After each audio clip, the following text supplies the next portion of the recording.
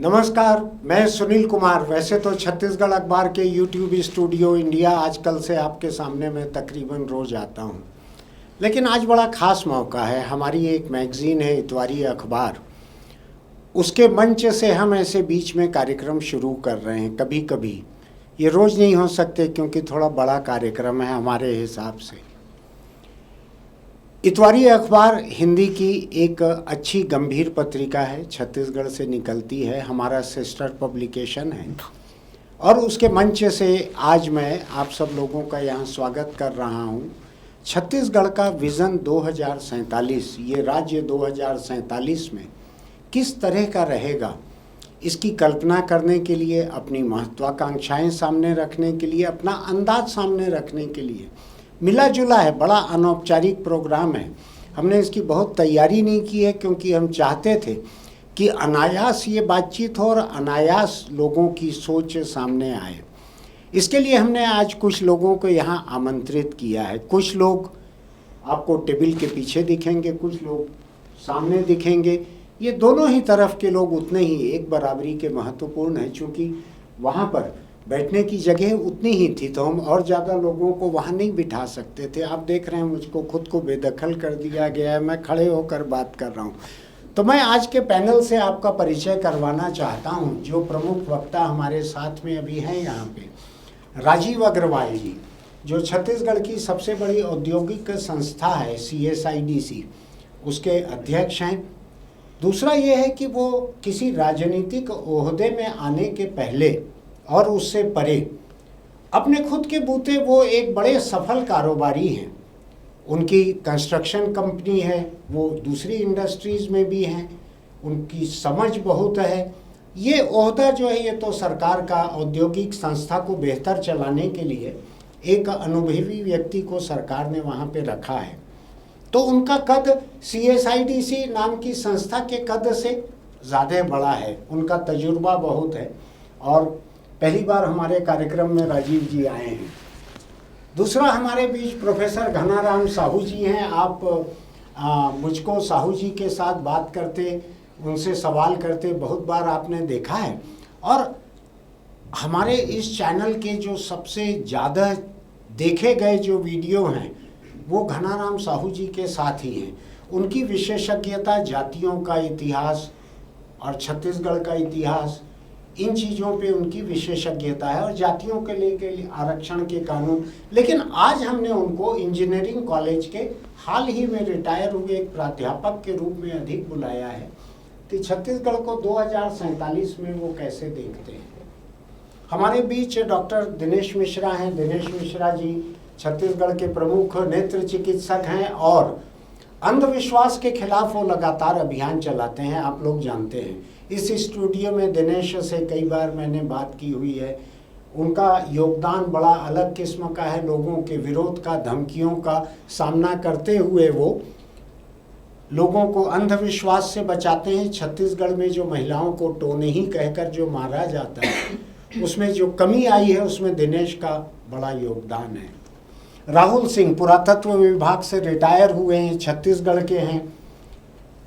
हमारे कॉलेज के दिनों के क्लास बफेलो हैं। मैं और राहुल साथ में पढ़े हुए हैं। वो पढ़ते थे, मैं पढ़ता नहीं था, इसलिए उनको सरकारी नौकरी मिली, मुझको नहीं मिली। तो राहुल छत्तीसगढ़ के बारे में बहुत सोचते हैं। एक मज़ेदार पहलू ये है कि वो पुरातत्व विभाग के, और हम बात करने वाले हैं आज से 20-25 साल बाद की। लेकिन थोड़ा उनको बीच में रखने से मज़ा आएगा कि वो 2000 साल 5000 साल पहले के नज़रिए से अगले 25 साल की सोचेंगे। Rajiv Gupta, Rajiv Chhattisgarh private school association के प्रदेश के अध्यक्ष जाने कब से हैं। वो कुर्सी छोड़ते नहीं हैं, या उनको इनसे काबिल कोई अध्यक्ष मिलता नहीं है। वो नर्सिंग एजुकेशन एसोसिएशन से भी जुड़े हुए हैं और कई तरह के स्कूल, कॉलेज, प्राइवेट यूनिवर्सिटी, इन सब से जुड़े हुए जितने मुद्दे रहते हैं सरकार के पास के, अदालतों के, उन सब में राजीव बहुत सक्रिय रहते हैं। आपने कई बार राजीव को और मुझको यहाँ पर बात करते देखा हुआ है। हमारे साथ और बहुत से साथी यहाँ पर हैं। मैं अभी एक एक से परिचय नहीं करवा रहा हूँ यहाँ पर, क्योंकि हम तैयारी में ही काफ़ी लेट हो चुके हैं। लेकिन बीच बीच में हम इनसे सबसे बात करेंगे। आप लोग भी, सब लोग, जब कोई मौका लगे किसी से सवाल करने का तो आप खुद मौका ढूंढिएगा। अनौपचारिक हिसाब किताब है यहाँ पे। राजीव जी, मैं शुरुआत आपसे करूँगा। आपको जल्दी बुला लिया, तैयारी में थोड़ा सा समय लग गया, मैं माफ़ी चाहता हूँ सभी लोगों से। राजीव जी, आप तो लंबे समय से छत्तीसगढ़ को देख रहे हैं, राजनीति में सक्रिय रहे हैं। भाजपा की राजनीति में जो पूरे 25 साल छत्तीसगढ़ में या तो सत्ता में रही या विपक्ष में रही, प्रमुख पार्टी रही आपकी पार्टी, और आप चुनाव भी लड़ना चाहते रहे बीच बीच में, तो आप जनता से भी जुड़े हुए रहे। मैं आपके हिसाब से समझना चाहता हूँ कि ये चूँकि खनिज प्रदेश है, खनिज आधारित उद्योगों का यहाँ पर बहुत बड़ा ढांचा है। आप मुझसे बेहतर जानते हैं एक उद्योगपति भी होने के नाते। क्या लगता है आपको, हम 2047 तक छत्तीसगढ़ में किस तरह की अर्थव्यवस्था, उद्योग, खनिज और चीज़ों को आप कैसा देखते हैं? देखिए, इसके लिए हमको सबसे पहले छत्तीसगढ़ बनने से पूर्व जाना पड़ेगा कि उस समय अगर हम रायपुर की बात करें, जो कि आज राजधानी है छत्तीसगढ़ की, किसी भी सड़क पे चले जाते थे तो 1-1 फीट के गड्ढे मिलते थे। लेकिन छत्तीसगढ़ राज्य बनने के बाद और 2001 नवंबर 2000 को जब छत्तीसगढ़ बना तो उस समय जो छत्तीसगढ़ का बजट था वो लगभग 3,500 करोड़ का था। और पहले मुख्यमंत्री सम्मानीय अजीत जोगी जी बने। अजीत जोगी जी 3 साल रहे और उन्होंने उस 3,500 को 7,500 तक को पहुंचाया। तो छत्तीसगढ़ में और जो बिजली थी, बिजली यहाँ पर आती ही नहीं थी। और आज स्थिति ये है इस 25 साल के अंदर कि हम 13 राज्यों को बिजली यहाँ से सप्लाई कर रहे हैं और 1300 किलोमीटर दूर तक बिजली भेज रहे हैं। ये छत्तीसगढ़ राज्य है। सेकेंडली मैं बताता हूँ आपको कि ये जो 3,500 करोड़ का जो बजट हमको मिला था, आज जाकर के 1.5 लाख करोड़ से अधिक का ये बजट छत्तीसगढ़ का हो गया।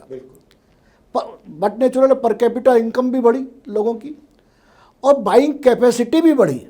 मुझको अच्छी तरह ध्यान है, जब मैं गांव में जाता था राजनीतिक कार्यक्रमों में, तो हमारा कार्यकर्ता आधा कप चाय पिलाने में भी परेशानी महसूस करता था उसमें। और आज ये स्थिति है, राजीव गुप्ता जी को मालूम होगा, इनका भी मौका लगता है जाने का, कि आज सबसे पहले ड्राई फ्रूट्स आएंगे, फ्रूट्स भी आएंगे और वो सीधा पूछता है भैया चाय लेंगे या कॉफ़ी लेंगे। तो ये जो बाइंग कैपेसिटी आई है, उसका जो स्टैंडर्ड ऑफ लिविंग बढ़ा है हमारा, इससे आप अंदाज लगा सकते हैं कि पिछले 25 साल के अंदर छत्तीसगढ़ ने क्या विकास किया। और छत्तीसगढ़ अब जवान हुआ है, रजत जयंती मना रहा है।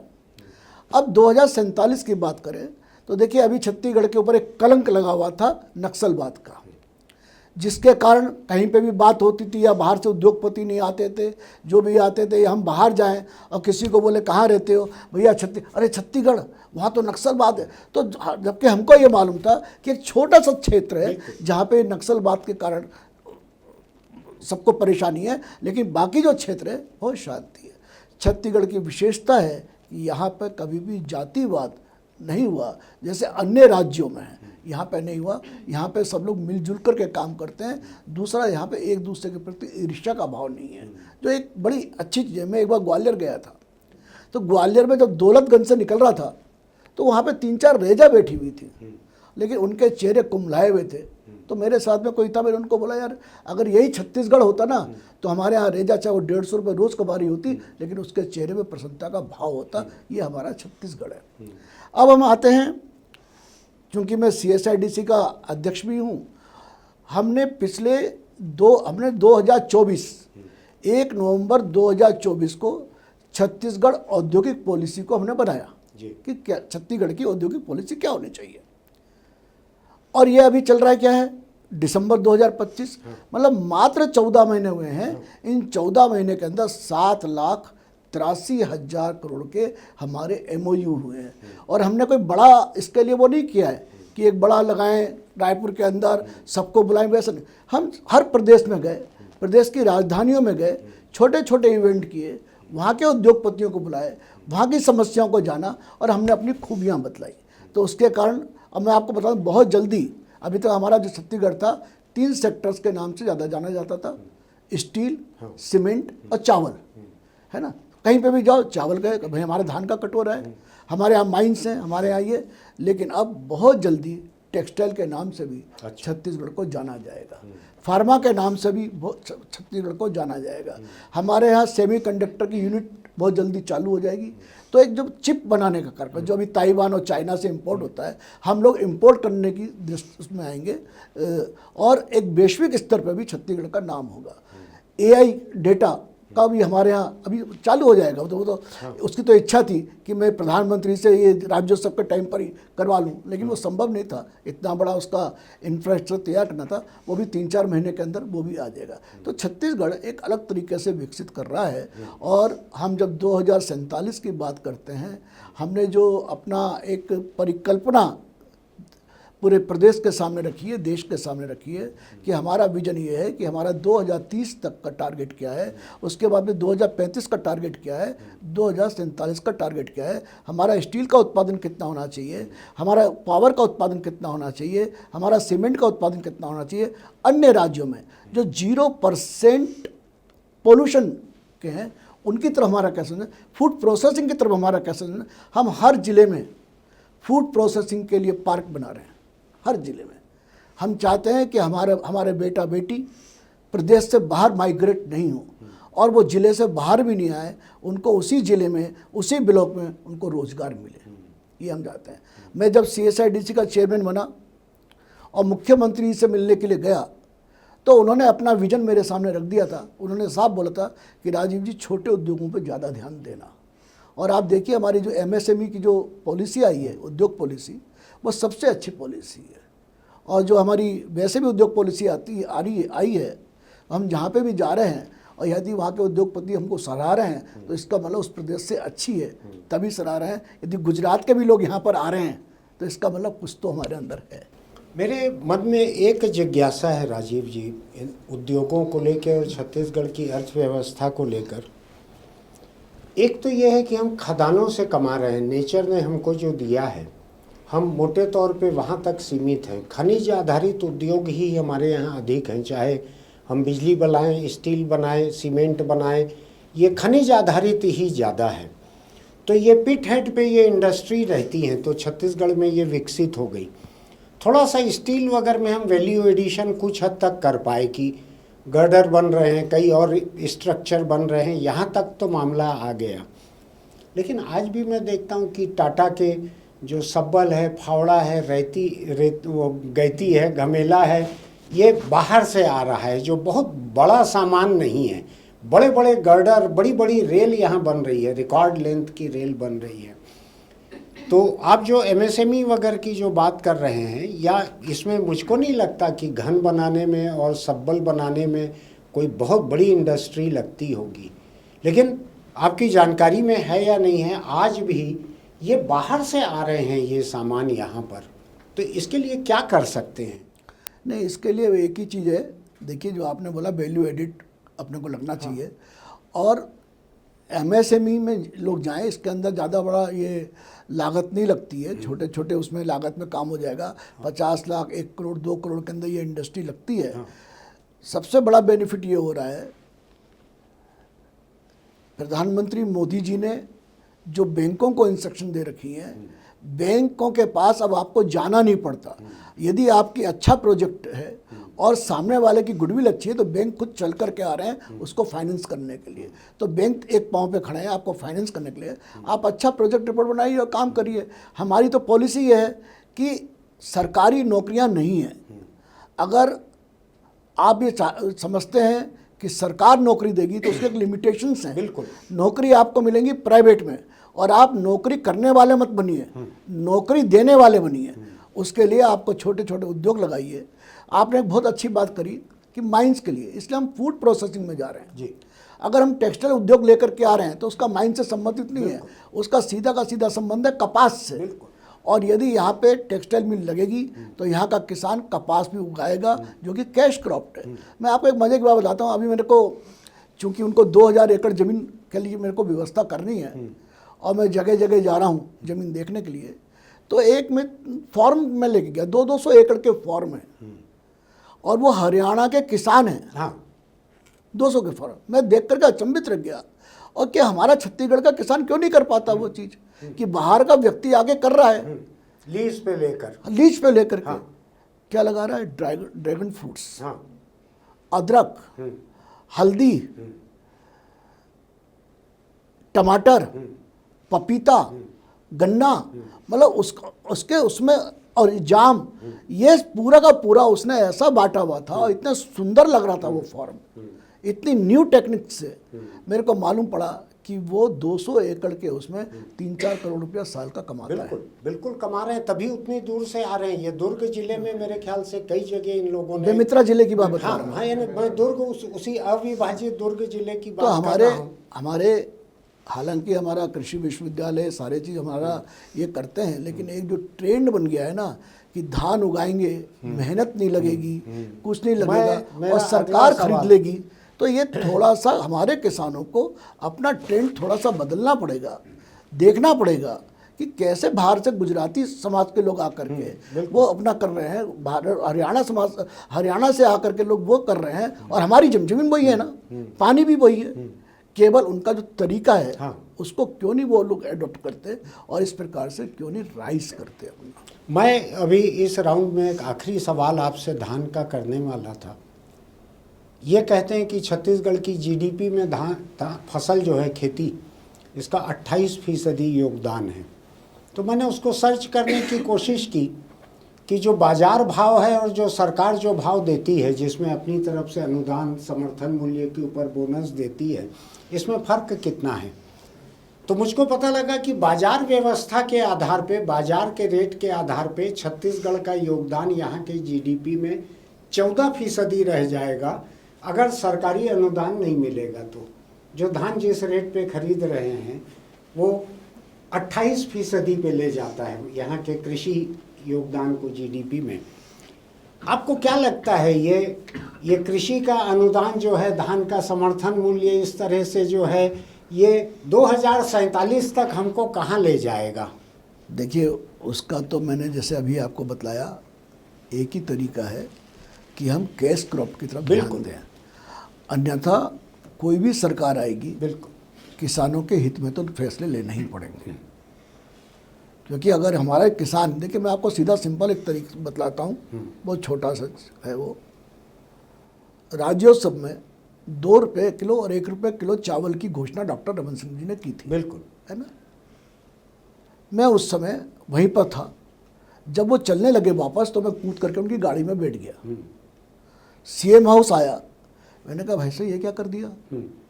बोले क्या कर दिया, इसमें तो बहुत खर्चा आएगा। मैं बोला, तो उन्होंने बैठाया, बोले बैठो। छत्तीसगढ़ सरकार का बजट उस समय 20,000 करोड़ का था और इस पे खर्च हो रहा था 800 करोड़। बोले मेरे बजट का 4% खर्च इसमें हो रहा है और ये यहाँ पे गरीबों का अधिकार है। मेरे रहते हुए अगर किसी की मौत भूख से हो जाए तो मैं समझता हूँ ये मेरे लिए शर्मनाक बात होगी। और मैं चाहता हूँ कि हर पंचायत में, हर उसमें इस चीज़ का रहे कि एक भी व्यक्ति की मौत ना हो। और आप देखिएगा वो उस समय से अभी तक, मतलब छत्तीसगढ़ इस बात के लिए शर्मसार नहीं हुआ। नहीं तो पहले रोज़ घटनाएं होती थी कि गांव में ये हो गया, किसी ने इसने ये कर लिया, उसने फांसी लगा ली, उसके बाद से ये नहीं हुआ। तो ये जो चीज़ें हैं, तो हमको किसान के हित में तो फैसले लेने पड़ेंगे, चाहे कोई भी सरकार हो, उसके बिना काम चलेगा नहीं। लेकिन जो आपने फसल चक्र परिवर्तन भी इसको एक समय कहा गया था कि दूसरी क्रॉप के लिए जाएं, तो आपको क्या लगता है इसमें सरकार का क्या रोल हो सकता है? धान को 3300 में खरीदना तो एक लोकप्रिय फैसला है, लुभावना फैसला है और किसान का भला भी हो रहा है। लेकिन अगर हम दूसरी फसल पे जाना चाहते हैं, यहाँ पे एग्रीकल्चर यूनिवर्सिटी लंबे समय से, राज्य बनने के बहुत पहले से है, कृषि विभाग छत्तीसगढ़ का खासा बड़ा है। और मैं किसी राजनीतिक पार्टी के ऊपर जाना नहीं चाहता, लेकिन 25 साल हो गए हैं हमको यहाँ पर, प्रदेश को, मध्य प्रदेश से आज़ाद हुए। लेकिन मुझको धान के अलावा किसी फसल पे राज्य के लोगों का फोकस नहीं दिख रहा है। आप जो कह रहे हैं कि बाहर से आके लोग जरूर लीज पे लेकर बड़ा बड़ा चक बनाकर खेती कर रहे हैं, तो यहाँ सरकार कब करवा सकेगी इसको? देखिए, सरकार तो अपनी तरफ से प्रोत्साहन देती है कि धान की जगह आप दूसरा चीज़ लगाते हैं, प्लांटेशन करते हैं, ये करते हैं या अन्य फसल उगाते हैं, तो 10,000 रुपये प्रति एकड़ सरकार उनको अनुदान के रूप में भी दे रही है। जिनके पास ज़मीन नहीं है वो खेती में काम करें, उसके लिए भी सरकार उनको दे रही है। लेकिन ये तो किसानों के ऊपर ही निर्भर करेगा। किसान जब तक हमारा किसान श्रम नहीं करेगा, मेहनत नहीं करेगा, क्योंकि वो जो कैश क्रॉप है वो मेहनत मांगता है, बिल्कुल है ना। मैं वहाँ पर देखता हूँ कि उनका पूरा परिवार वहाँ पे पूरा रहता है, वो लोग वहीं रहते हैं, वहीं पर उन्होंने अपना कॉटेज बना के उसी फार्म हाउस में वो रहते हैं। धान की फसल में एक फसल में कम दिन काम करना पड़ता है कुल मिलाकर। हाँ। ये है। मैं प्रोफेसर घनाराम साहू से समझना चाहूँगा, सर आप तो गांव के हैं, किसान भी रहे हुए हैं, लगातार गांवों से जुड़े रहते हैं, किसानों से परिवार भी आपका किसानी परिवार है, आप लिखते रहते हैं। मुझको 80 साल 100 साल पुराना कोदो भी आपने गिफ्ट किया हुआ है, अपने परिवार में संभाल के रखा हुआ। राजीव जी जो बात कर रहे हैं इसको अगर हम आगे बढ़ाएं थोड़ा सा, तो आपको क्या लगता है कि धान का समर्थन मूल्य इतना ज़्यादा मिलने से अब लोगों की दूसरे फसल पे जाने की संभावना और ख़त्म हो गई है, कि जो बाहर से आकर लोग यहाँ पे बड़ी बड़ी खेती कर रहे हैं, सब्जी बाड़ी कर रहे हैं, फल लगा रहे हैं, उनको देख के यहाँ के भी कुछ लोग सीख रहे हैं या सीखेंगे? आपको क्या लगता है 2047 तक का अगर हम देखें, अगले 20-25 साल का, आपको क्या माहौल लगता है खेती किसानी का? देखिए, खेती में परिवर्तन की संभावनाएं बहुत है। हाँ। लेकिन यह मसला सरकार या सिस्टम से कम जुड़ा है, ये समाज से अधिक जुड़ा है। समाज के जो सोच में जब तक बदलाव नहीं आएगा तब तक हम जो भी योजना बना रहे हैं हम लक्ष्य तक नहीं पहुंच पाएंगे। अभी स्थिति देखिए, छत्तीसगढ़ राज्य निर्माण के बाद ग्रामीण क्षेत्र में जो परिवर्तन दिखता है, निश्चित रूप से जहाँ पे खपरेल वाले टूटे फूटे मकान होते थे, आज वहाँ पे कंक्रीट के सीमेंट के मकान बन गए हैं, सड़कें सुधर गई हैं, धान के समर्थन मूल्य मिल जाने से लोगों के इनकम बढ़े हैं। बिल्कुल सही है। फिर भी यहाँ का किसान धान की खेती तक सीमित है। वो इसलिए सीमित है कि 140-150 दिन में उनको साल भर की उनकी ज़रूरतें पूरी हो जा रही है, बाकी दिन वो आराम से गुजारना चाहता है। ये यहाँ के एक मनोविज्ञान है ग्रामीण क्षेत्र के किसानों का। जी, आप इंजीनियरिंग कॉलेज में पूरी ज़िंदगी पढ़ाए हैं और समाज का बहुत अध्ययन भी है आपका। मैं ये समझना चाहता हूँ कि इंजीनियरिंग की शिक्षा, दूसरी पेशेवर शिक्षा, जो भी प्रोफेशनल कोर्स है, धीरे धीरे इंजीनियरिंग कॉलेज बहुत सारे बंद हो गए, डिमांड नहीं रह गई इंजीनियरों की। यहाँ पे आपको क्या लगता है अगले 20-25 साल में हायर एजुकेशन, टेक्निकल एजुकेशन, लोगों का एम्प्लॉयमेंट, लोगों का, जैसे आज स्टार्टअप कहते हैं कि इसके लिए 10 लाख 20 लाख लोन बैंक से मिल जाएगा, तो आपको क्या लगता है, सीन क्या लगता है? अपन अर्थव्यवस्था की अगर बात करें जरा, आपको क्या सीन लगता है 2047 तक? देखिए, पिछले 5 साल में छत्तीसगढ़ के लोगों में उच्च शिक्षा को लेकर थोड़ी समझदारी दिखी है। पहले जो खास करके जो व्यावसायिक शिक्षा की ओर जो अंधी दौड़ चल रही थी, एक मैं टेक्निकल यूनिवर्सिटी में कुल सचिव भी रहा हूँ 2013-14 में। एक समय था जब प्रदेश में इंजीनियरिंग के 6,000-7,000 सीट होते थे। 2 साल के भीतर वो सीट बढ़ के 17,000 हुआ था। 8 कॉलेज से बढ़ के 48 कॉलेज हुआ था। आज हम फिर से 20-22 में लौट आए। ये जो अंधी दौड़ चल रही थी, हम जितने इंजीनियर पैदा कर रहे थे उनके लिए हम काम नहीं उपलब्ध करा पाए। अब लोगों में समझ विकसित हुई है। अब अनावश्यक रूप से लोग अपने धन का व्यय उधर नहीं करना चाहते हैं। और इस बीच में जो कौशल विकास की जो योजना आई भारत सरकार से, उसने थोड़ा सा सोच में बदलाव किया है लोगों की। यद्यपि हम सरकारी तौर पे उस योजना में लक्ष्य को प्राप्त नहीं कर सके हैं, उसके चाहे जो भी कारण हो, सिस्टम का खामी हो या लोगों की नीयत की खामी हो, लेकिन अब का युवा अब थोड़ा जीने लायक हुनर की ओर सोचने लगा है। मैं एक चीज़ समझना चाहता हूँ आपसे, और मुझको बिल्कुल भी समझ नहीं है, इसलिए समझना चाह रहा हूँ। जो नौजवान आपको लगता है स्किल के बारे में, हुनर के बारे में, कौशल विकास के बारे में सोचना चालू किया है, और मैं बहुत हिमायती हूँ उसका कि स्किल डेवलपमेंट से सीधा रोजगार मिल जाता है। आप एक टूल किट जुटाओ और एसी बनाना चालू कर दो, आप वेल्डिंग चालू कर दो, कई तरह के हुनर हैं। लेकिन एक बार जो ग्रेजुएट हो जाते हैं तो मुझको लगता है वो वाइट कॉलर्ड जॉब जिसको कहते हैं, जिसमें कुर्सी टेबल मिलना चाहिए, पहली फरमाइश रहती है सरकारी नौकरी मिलना चाहिए, माँ बाप भले किडनी बेच के उनको सरकारी नौकरी दिला दे। तो आप जो कह रहे हैं ये कौशल विकास ग्रेजुएशन के बाद मुझको सफल होते नहीं दिखता। अगर स्कूल की पढ़ाई के तुरंत बाद अगर कौशल विकास के तरफ कुछ लोगों को, जिनका रुझान क्लासरूम की पढ़ाई में कम है, उनको अगर कौशल विकास स्कूल के तुरंत बाद उनका किया जाए, राजीव भी इस बारे में बोल सकते हैं, तो आपका क्या अनुभव है? आप कह रहे हैं कौशल विकास का बड़ा अच्छा है, मेरा मानना है कि इससे ये, इन्होंने राजीव अग्रवाल जी ने भी कहा कि सरकारी काम नहीं मिलेगा, आप एम्प्लॉयमेंट देने वाले बनो। तो आपको क्या लगता है कौशल विकास के तरफ कब जाएंगे लोग? ग्रेजुएट लोग जाएंगे कि स्कूल के बाद लोग नहीं, जाएंगे? जाना शुरू हो गया है। हाँ, इंजीनियरिंग कॉलेजेस की संख्या घटी है, पॉलिटेक्निक में एडमिशन 50% से भी कम हो गए हैं, लेकिन आईटीआई की संख्या राज्य में दुगुने से भी अधिक हो गई है। अच्छा। मेरा ऐसा ख्याल है कि राज्य के प्रत्येक विकास खंड में कम से कम एक आईटीआई तो है ही, कहीं कहीं पे हर विकास खंड में। आप कहीं कहीं किसी विकास खंड में 2-2, 3-3 आईटीआई हो गए हैं। अब बच्चे 10वीं पास करने के बाद में आईटीआई में जाने लगे। प्राइवेट है या शासकीय है? निजी भी है, शासकीय भी है। शासन का तो हर विकास खंड में एक आईटीआई है। तो आप जो कौशल विकास बोल रहे हैं वो कौशल विकास का 40 दिन, 40 घंटे, 50 घंटे के कोर्स की बात नहीं कर रहे हैं, आईटीआई वगैरह की मैं बात तो कर रहे 6 महीने, 1 साल, 2 साल की कोर्स की बात कर रहा हूं। लेकिन ये जो कौशल विकास में जो योजनाएं आई 40 दिन, 50 दिन की, वो योजनाएं चलनी शुरू हो गई है। ऐसा? और यदि ईमानदारी से सरकारी तंत्र काम करे, जो अभी नगरों तक, महानगरों तक सीमित है, रायपुर में कई प्रोजेक्ट चल रहे हैं, यदि इस प्रोजेक्ट को हम गांव तक ले जाने में यदि सफल होते हैं तो निश्चित रूप से यहाँ के ढांचे में बहुत बड़ा परिवर्तन ऐसा। संभव है। इसमें ये इसमें एक बात और जोड़ दूं। कौशल विकास, जहां तक जो सरकार का सपोर्टेड कौशल विकास है, जो योजनाएं चल रही थी कौशल विकास की, वो कौशल विकास जैसे बहुत बड़ी इनकी योजना थी दीनदयाल उपाध्याय कौशल विकास योजना, जिसमें रेसिडेंशियल ट्रेनिंग हो रही थी, वो लगभग फेल हो गई।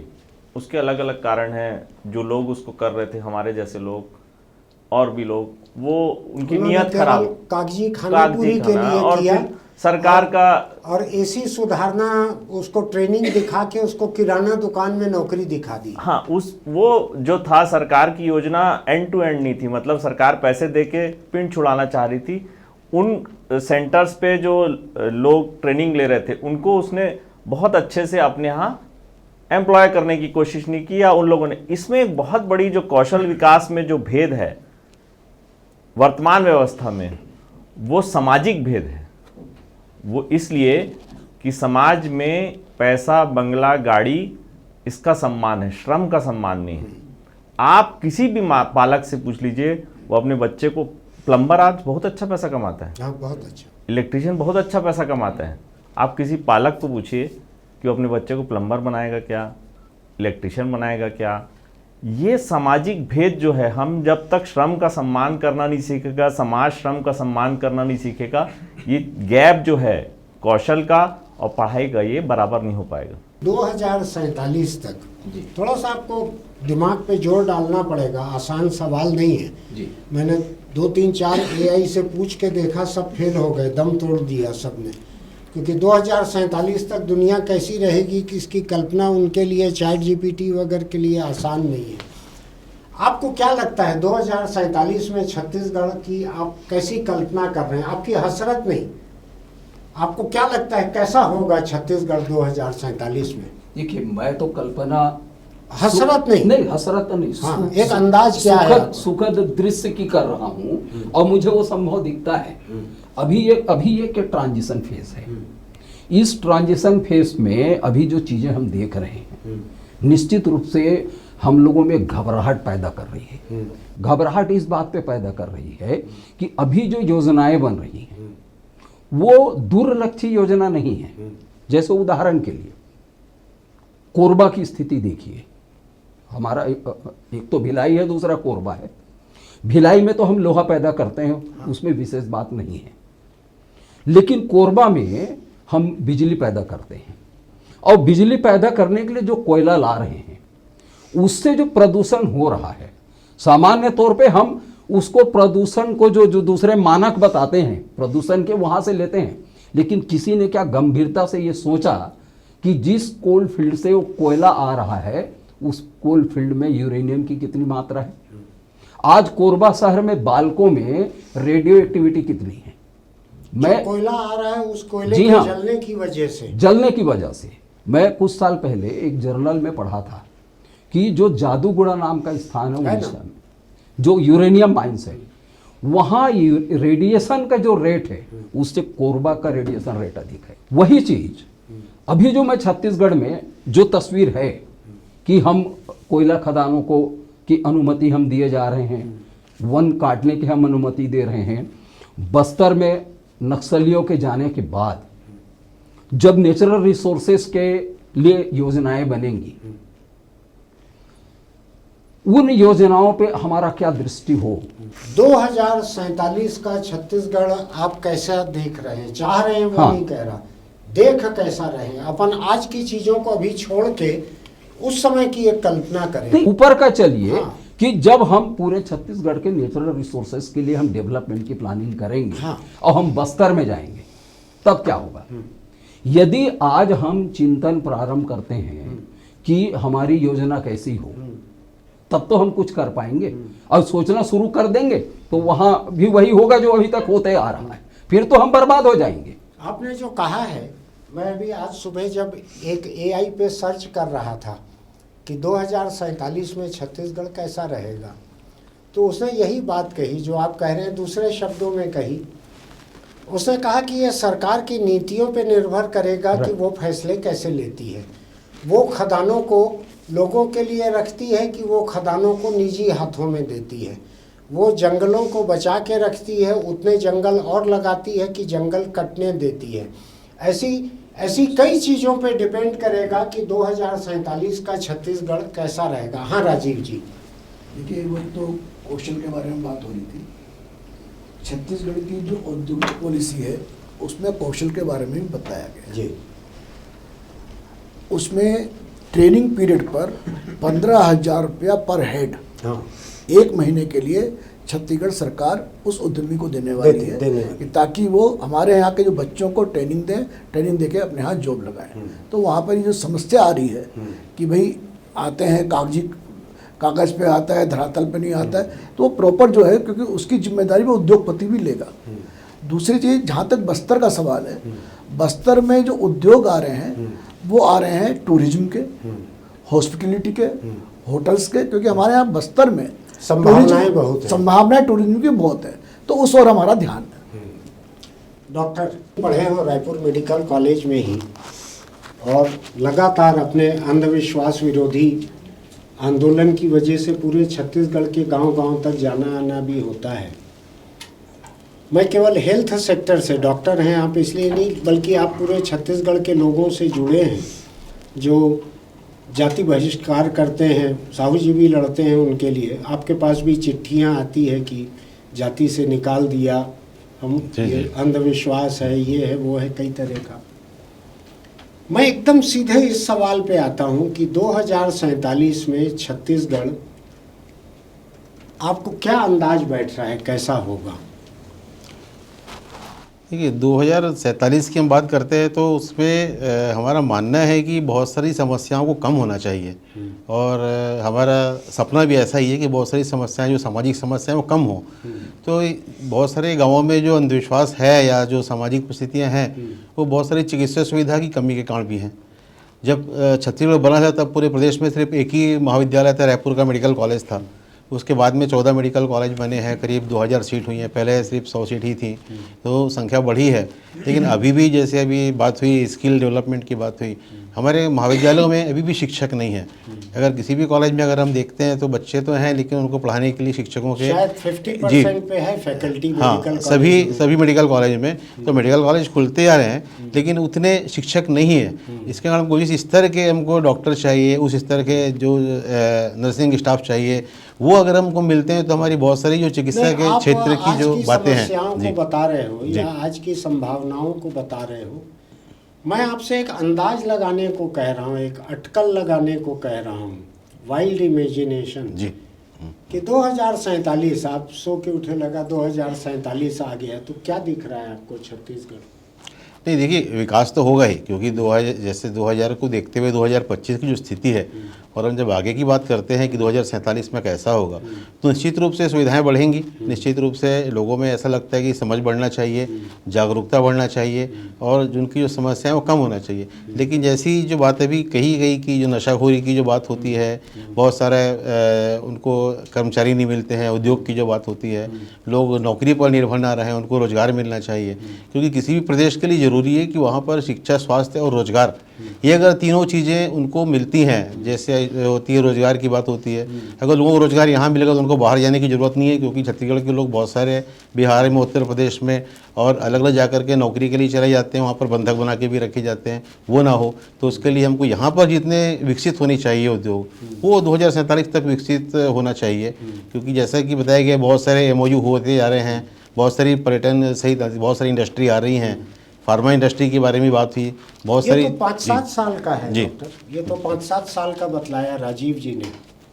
मैं तो आपसे कल्पना की बात कर रहा हूँ कि क्या होने का अंदाज लगता है आपको, 2047 कैसा रहेगा? निश्चित रूप से बेहतर होगा, अभी से तो बेहतर होगा ही, क्योंकि जब हम 2000 को देखते हैं, आप निराशा में डूबे हुए नहीं हो? नहीं, निराश होने की कोई बात नहीं है। हाँ। क्योंकि अगर हम अपने पिछले 20 साल को देखते हैं, 25 साल को देखते हैं, तो उसके मुकाबले अभी जो स्वास्थ्य सुविधाएं हैं, जो सड़कें हैं, अगला 20-25 साल जो है, ये जो पिछले 25 साल की ग्रोथ है, इससे ज़्यादा हो सकती है? बिल्कुल ही होगी, और होना भी चाहिए। और ये आपको लगता है कि डॉक्टर और मेडिकल फैसिलिटी जैसे जैसे बढ़ेगी, ये लोगों में अंधविश्वास कम होगा? जी हाँ, जागरूकता बढ़ेगी, उनको इलाज सही समय पर मिलने लगेगा, बहुत सारी समस्याएं जो हैं वो हल होंगी, और जो शिक्षित लोग, जो बच्चे हैं, अगर वो उसी स्थान पर रहते हैं, पढ़ते हैं, काम करते हैं, तो बहुत सारी समस्याओं को खुद भी निपटाने पर ध्यान देंगे उसमें, तो एक अच्छी स्थिति बन सकती है उसमें। आज राहुल हमारे साथ में है, राहुल सिंह, ये पुरातत्व विभाग में काम करते रहे, पूरी जिंदगी पुरातत्व विभाग की नौकरी की इन्होंने मध्य प्रदेश के समय से। अब लोगों को थोड़ा हैरानी हो सकती है कि मैं भविष्य की बात करने वाला हूँ, उसमें पुरातत्व के व्यक्ति को बैठाना कुछ वैसा ही होगा जैसा किसी मरीज का इलाज करने के लिए कब्र खोदने वाले को बुला के बिठा देना है। वो भी पेशा है, काम है, बुरा नहीं है कब्र खोदना भी। राहुल, तुम लोग भी तकरीबन उसी के आसपास का काम करते हो। वल्चर कम हो गए हैं, ये पूरे पर्यावरण की चिंता है, और आगे क्या होगा पता नहीं। तो राहुल, मैं चूंकि तुम आमतौर पर 2000, 4000, 8000 साल पहले को देखते हो, तो इसलिए मैं चाहता था कि ऐसे व्यक्ति का क्या सोचना है जो अभी तक पूरी जिंदगी हजारों साल पहले देखते आया है। क्या लगता है अगले 20-25 साल में हम कहाँ पहुँचेंगे? छत्तीसगढ़ कहाँ, पूरी जिंदगी छत्तीसगढ़िया रहे तुम, क्या लगता है छत्तीसगढ़ कहाँ पहुँचेगा? ये बिल्कुल मेरी ट्रेनिंग के कारण कई बार ऐसा होता है कि बहुत उथल पुथल की घटनाएं भी मानसिक रूप से मुझे परेशान नहीं करती। मुझे लगता है कि ये तो दौर है, आता जाता रहता है, और समाज है, परिस्थितियां हैं, वो अपने आप, कई बार जो कहा जाता है कि प्रकृति अपने घाव खुद भरती है, आपके भरने से जो होता है उससे ज़्यादा बड़ा इंतज़ाम प्रकृति करती होती है। तो कई बार ये थोड़ी बात आस्थावादी हो सकती है, लेकिन ये असल में इंसान जब मलहम पट्टी पे अपना खर्च करना नहीं चाहता ना, तो यही कहता है प्रकृति अपना घाव खुद भर लेगी, क्योंकि बैंडेड लाने न जाना पड़े खुद को। ये इसलिए कि आपकी सोच अखबारी है और मेरी पुरातत्वी है। अखबार हर अगले दिन पुराना होकर रद्दी हो जाता है, और पुरानी जो होकर पुराना है वो तुम्हारे लिए वैल्यूएबल हो जाता है, और पुरानी होकर मेरी और नशीली मधुशाला है।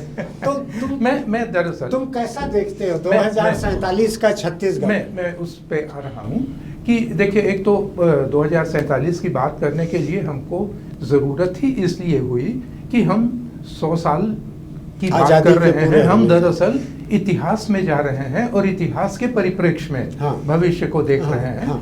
तो ये जो हम भविष्य को देखने का परिप्रेक्ष्य है, उसमें हम थोड़ा सा पीछे जाएं, और थोड़ा सा पीछे जाने का मतलब कि जब राज्य बना उस समय दो चीज़ें एक साथ हो रही थी। हम विजन 2020 इस पे खूब बातें कर रहे थे। अमीर धरती के गरीब लोग की हम बात कर रहे थे, हम ढेर सारी बातें उस समय कर रहे थे, और उसमें कॉन्सेप्ट वाइज कोई कॉन्सेप्ट बुरा नहीं था। APJ कलाम साहब आए और उन्होंने इंडिया 2020 की जब बात की, मेरा ख्याल है कि कॉन्सेप्ट वाइज जो अवधारणाएं हैं वो अवधारणाएं शायद हमको नया कुछ सोचने की बहुत ज़रूरत नहीं है, लेकिन जो गतिविधियां हैं, जो क्रियान्वयन है, उस पे और रोल एंड रेस्पॉन्सिबिलिटीज पे शायद सोचने की, जो अभी आपने बात कही कि फैक्टर्स, उसमें कारक कौन कौन से होंगे वो भविष्य को तय करने वाला है। अगर हम उन कारकों पे एक कारक की बात उस तरह से अगर करें कि मुझे ये बात एक लगता है कि समय के साथ वो परिवर्तन आएगा। मैं इस मामले में मुझे लगता है, मैं देखता हूँ ये संभावना। 2047 में आप छत्तीसगढ़ किस तरह का अंदाज लगा पा रहे हैं? केवल उसी के बारे में बोलो आप अभी। मैं अंदाज ये लगा पा रहा हूँ कि ये जो परिस्थितियाँ हैं लगभग लगातार इस ओर संकेत कर रही हैं और इस संभावना को प्रबल कर रही हैं कि ऐसे समाज सुधारक लोग आएंगे जो, जैसे हम स्पेकुलेशन की धान की हम बात कर रहे थे, तो ये एक उस स्टेज तक आता है जहां आपको, आप चाहें कि ना चाहें, आपको रुक जाना पड़ेगा। एक दो लोगों से कुछ सवाल लेना चाहूँगा, काफ़ी बातचीत हुई है यहाँ पे। हाँ रजनी, आप एक बिल्कुल अलग पीढ़ी के हैं, इस तरफ सब लोग, मैं बीच का हूँ, ये लोग सब लोग बुजुर्ग हैं, तो आप अपनी पीढ़ी के हिसाब से क्या सोच, यानी क्या पूछना चाहती हैं जितनी बात हुई है? मैं तो यही पूछना चाहती हूँ कि हम छत्तीसगढ़ विज़न की बात कर रहे हैं 2047 की, तो जिनके लिए छत्तीसगढ़ है वो बच पाएंगे कि नहीं? ये आंकड़ों में नज़र आ रहा है कि जंगल हमारे 44% हैं, लेकिन बहुत दूर ना जाके पास में ही देखें तो सिलतरा में पॉल्यूशन का असर इतना है कि बच्चों की ग्रोथ कम हो गई है, वहाँ पे लोगों की बीमारियाँ बढ़ रही हैं। थोड़ा आप और आगे जाएंगे, आनंदगांव कुसमी बेमेतरा ज़िले में आता है, वहाँ पर हर एक घर में एक से ज़्यादा लोगों की मौतें हुई हैं सिलिकोसिस की वजह से। तो जब शहर में ये स्थिति है तो फिर आने वाले सालों में, और इसको लेके कोई बात भी नज़र नहीं आती है। ये बात होती है कि इंडस्ट्री हम लगाएंगे, ये भी बात होती है कि हम पैटर्न चेंज कर देंगे, लेकिन पॉल्यूशन को हमने वैसे ही मान लिया है कि दुनिया में अगर पाप है तो पुण्य भी है, तो उस पर कोई बात ही नहीं होती है ना, उस पर मुझे कोई विज़न नज़र आता है। NGT ने आज से करीब 6-7 साल पहले अलग अलग लिस्ट जारी की थी कि ये इंडस्ट्रीज़ जो है रेड लिस्ट में आती हैं, इनको बंद किया जाना चाहिए, ये अलग अलग लिस्ट में आती हैं, उन पर अलग अलग तरह से कार्रवाई होनी चाहिए। उस पर बात तक नहीं हुई, और ना कोई भी सरकार, किसी भी सरकार का मुझे विज़न नज़र नहीं आता है कि ये जो पॉल्यूशन बढ़ेगा और बढ़ता ही जा रहा है। मैं कहीं भी रहूं, अगर हम अपने घरों में ही देखते हैं कि नीचे आप खाली पैर नहीं चल सकते, आप कितना भी पोछा लगाइए, झाड़ू लगाइए, जो सिलतरा में धूल की परत जमती है वही शंकर नगर में भी जमती है जहाँ सरकारी बंगले हैं। तो इस पर मुझे नज़र नहीं आ रहा है कि क्या होगा। बहुत अच्छा सवाल किया है आपने। जब छत्तीसगढ़ के अंदर देखिए इंडस्ट्री, वो भी स्टील इंडस्ट्री का जो प्रादुर्भाव हुआ 1994 में हुआ, छत्तीसगढ़ का जो आयरन ओर है 2 कंट्री में ज़्यादा एक्सपोर्ट होता था, चाइना और जापान। 1 रुपये टन में जाता था और 50 साल का एग्रीमेंट था। ये किया गया था 1951 में। 2001 में जब अटल जी के पास रिन्यूअल के लिए वो फाइल आई, अटल जी ने उसको रोक दिया और कहा क्या ये सामान भारत में नहीं बन सकता, क्या इसका फिनिश प्रोडक्ट, उन्होंने अधिकारियों के बोलने पर कि सब बन सकता है तो ये भारत में बनेगा और हम अपना बनाया हुआ निर्मित जो माल है उसको हम एक्सपोर्ट करेंगे और यहाँ पे लोगों को रोज़गार देंगे और देश का राजस्व को बढ़ाएंगे। अब आप आते हैं पोल्यूशन पे। जब यहाँ पे बड़ा आपने देखा 2004-05 में यहाँ पे ज़्यादा इंडस्ट्री लगना शुरू हुई, उस समय फैक्ट्रियों में ईएसपी नहीं लगे थे। अमर अग्रवाल जी को विधानसभा में ये घोषणा करनी पड़ी थी कि 31 मार्च तक यदि नहीं लगे तो हम फैक्ट्रियों में शटडाउन करवा देंगे। फिर बाद में ये हुआ कि साहब ईएसपी इतनी इंडस्ट्री में एक दिन में नहीं लग सकते, इसके लिए कम से कम 6 महीने का समय देना पड़ेगा। तो 6 महीने के बाद ईएसपी लगना शुरू है।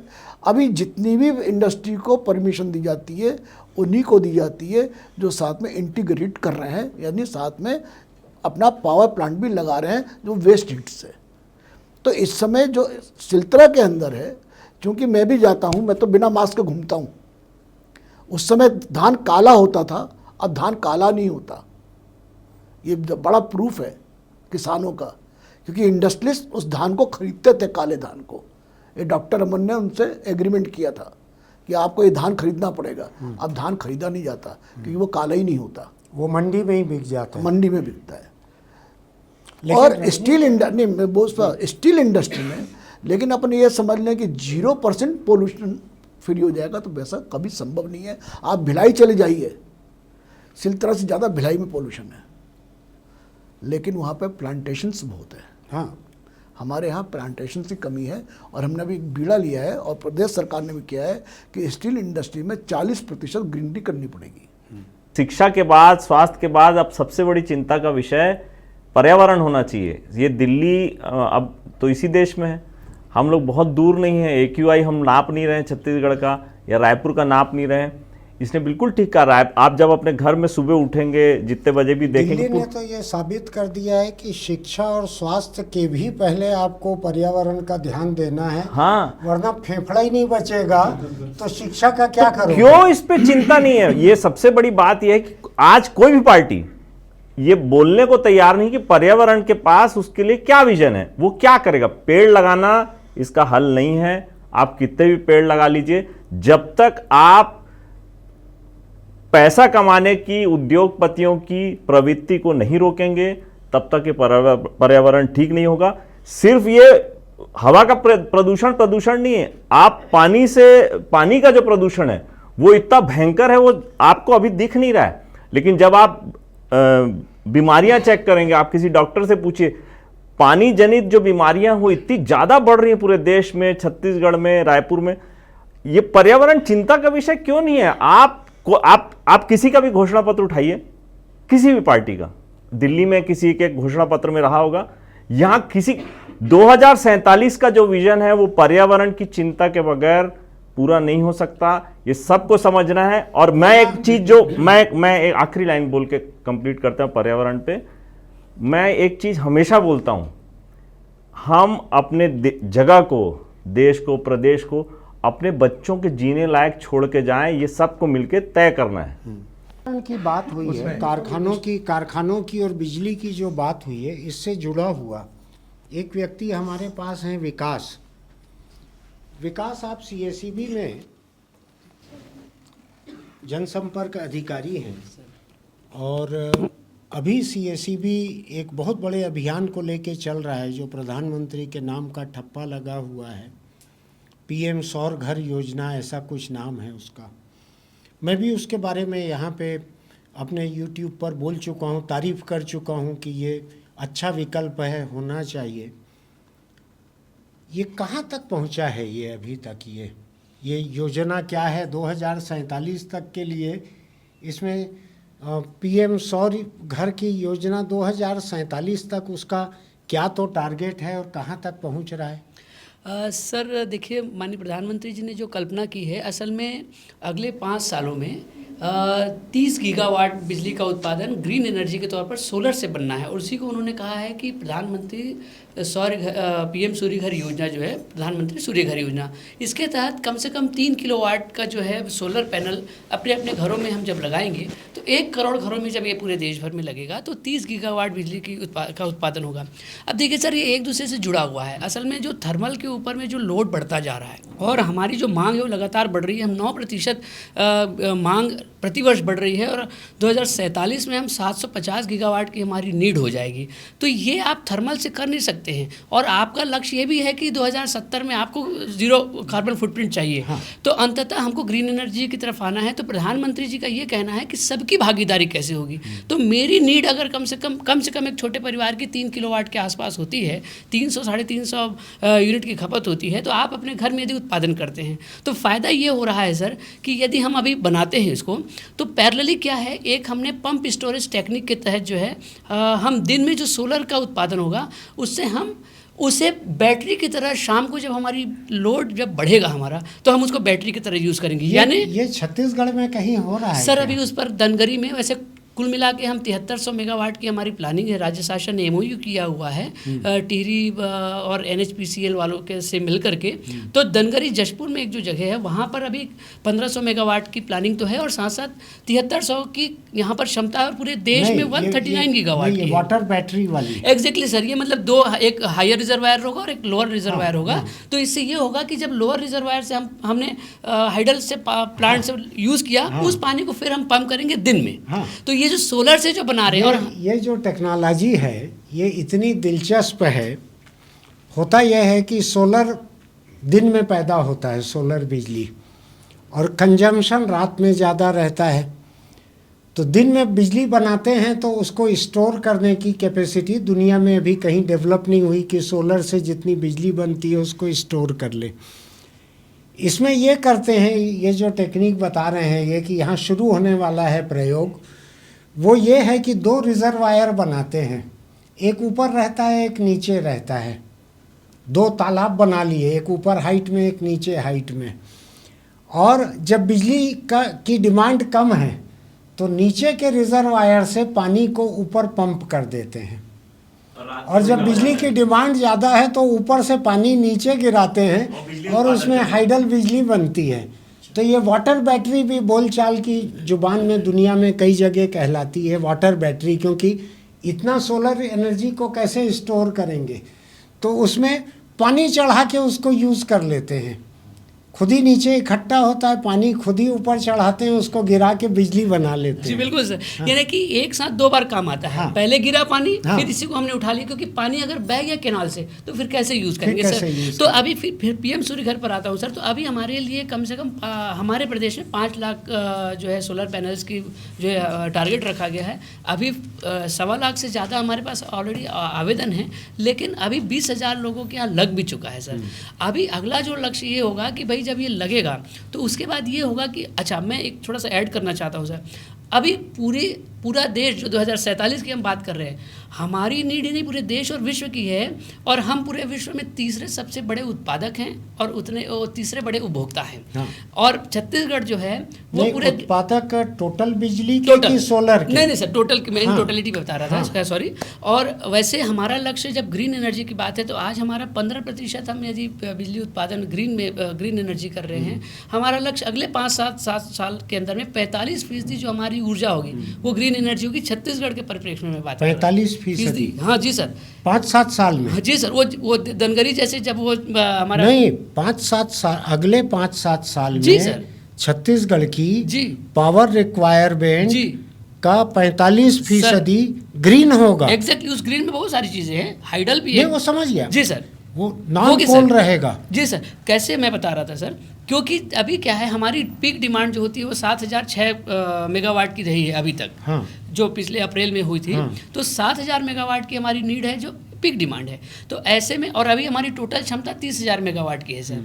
तो जब ये सब आ जाएंगे, सोलर वाला भी हमारा, मैं इतने आंकड़े में जाना नहीं चाहता। आपने अभी अभी किताब लिखी है छत्तीसगढ़ के बिजली पे, आप ज़्यादा जानते होंगे आंकड़ों का सर। एक बार फिर इसको कंफर्म कर दीजिए। 45%। अगले 5-7 साल में छत्तीसगढ़ की बिजली का 45% हिस्सा ग्रीन बिजली रहेगा। माननीय मुख्यमंत्री जी ने ये कहा भी है, घोषणा है सर। अरे मैं घोषणा का नहीं है, जो आंकड़े हैं हमारी प्लानिंग भी है सर। प्लानिंग है, मतलब हम उस प्लानिंग की ओर बढ़ रहे हैं सर। यस, बहुत बड़ी बात है। सोलर लग रहा है, सोलर जी सर। ये मेरे कल्पना से परे का है, मैं मिस कर गया हूँगा ये आंकड़ा। जी सर। क्यों सर, ये कल्पना से परे का है कि नहीं, कि अगले 5-7 साल में 47 तक नहीं, नहीं, अब वो परसेंटेज पे तो हम नहीं सोचे थे, हाँ। लेकिन ये जरूर सोचे थे कि जो पीएम सूर्य घर योजना जो आ रही है और लोगों का जो रुझान है, ये एक बहुत बड़ा फेरबदल करने वाला है, ये अंदाज था। आप 45 पे श्योर हो ना? श्योर हूँ सर। तांत्रिक अंगूठी वगैरह तो नहीं बेच रहे हो यहाँ? नहीं, नहीं सर, इसमें पॉल्यूशन की एक चीज़ और बोल देता हूँ। अभी हमारे यहाँ बहुत जल्दी गैस पाइपलाइन आने वाली है, हाँ और जब गैस पाइपलाइन पहुँच जाएगी, हाँ। चल रहा है। गैस पाइपलाइन पहुँच जाएगी, बेमित्रा के पास तक पहुँच गई है वो, हाँ तो उस समय जो स्टील इंडस्ट्री में कोयला इस्तेमाल होता है, हाँ। उसकी जगह गैस इस्तेमाल होने लग जाएगी, हाँ। तो पोल्यूशन जो आज 100% है वो 10% 10% पे आ जाएगा। राजीव, अपन तुम पर्यावरण मैं के बस मामले एक में लाइन ये भी, कह देता हूँ कि हाँ समस्याएं आ रही हैं, इसी तरह से हल आ रहे हैं, जो मैं कहना चाह रहा नहीं, था। लेकिन ये जिस रफ्तार से आ रहा है, समस्या आई कछुआ के रफ्तार से। ये विकास जो कह रहे हैं, ये अगर सच कह रहे हैं, अलग-अलग- मैं उम्मीद हाँ, तो करता हूँ कि अलग-अलग सच मामले में कोयले का अलग-अलग- उत्पादन ये कम हो छलांग जाएगा ना। लगा के आ रही है ये। अलग अलग मामलों नहीं में सर, अलग ये अलग ज्यादा तेज खरगोश। थोड़ा अविश्वसनीय है सर, ये, लेकिन लेकिन आपने 2047 जो पहले ही कहा था कि ये पृष्ठभूमि तैयार हो रही 2047 के लिए, जो माननीय प्रधानमंत्री मान, लेकिन अभी जो आंकड़ा आप बोल रहे हो, ये एकदम- अगले 5-7 साल का एकदम बोल सर, रहे एकदम हो, सर, एकदम ऐसा? एकदम सर, क्योंकि वो देखिए अभी 7000 मेगावाट की हमारी नीड है। हाँ। अब हम सोलर से जो है जो बनाने जा रहे हैं, हाँ। भाई अब वहां पर हम 2-4% कम हो जाएंगे, प्रैक्टिकली वो अलग बात होगी। हाँ। क्योंकि भाई एक प्रोजेक्शन होता है, हाँ। हमने 90% अरे वो तैयार ठीक है, किया। जी सर। 45 का 40 हो एकदम जाएगा, हो जाएगा सर। 45 का 5 जी। तो नहीं होगा ना? नहीं, नहीं सर, नहीं, नहीं। लेकिन ये बहुत बड़ी बात कुसुम है। योजना चल रही है ये हमारी। सोलर एनर्जी के बारे में मैं एक बात कहना चाहूँगा। जब ये योजना आई थी, लोगों में बड़ी जिज्ञासा थी और लोगों का रुझान जबरदस्त था, लेकिन हुआ इसमें ये कि दो तरीके के सोलर डोमेस्टिक प्रोडक्शन वाली बात हुई थी, ऑन ग्रिड और ऑफ ग्रिड। लोगों को तब ऑफ ग्रिड और ऑन ग्रिड के लाभ हानि के बारे में लोगों ने नहीं बहुत पता नहीं था। सोचा था। नहीं पता। मैं खुद भी मेरे घर का जो वो कैपेसिटी है उसको आनन फानन में बदलवा के मैं 5 kVA करवा लिया, क्योंकि पहले वो 2 kVA का था, मुझे 3 kVA का यूनिट लगाना था। तब मैं पूरी गणना नहीं किया था, बाद में मैं पूरी गणना किया, इसको समझने की कोशिश किया। लोगों में बहुत तेजी से लोगों ने सोलर पैनल लगवाए हैं, लेकिन अब जब वो गणना कर रहे हैं तो वो तीव्रता थोड़ी सी घट रही है। वो ठीक है है ना? थोड़ी सी घटना तो हाँ, ठीक है। नहीं इसलिए घट रही है कि ऑफ ग्रिड यदि हम सोलर एनर्जी जनरेट करते हैं, निश्चित रूप से वो बहुत लाभदायक है, लेकिन जो ऑन ग्रिड कर रहे हैं उससे लोगों को नुकसान हो रहा है।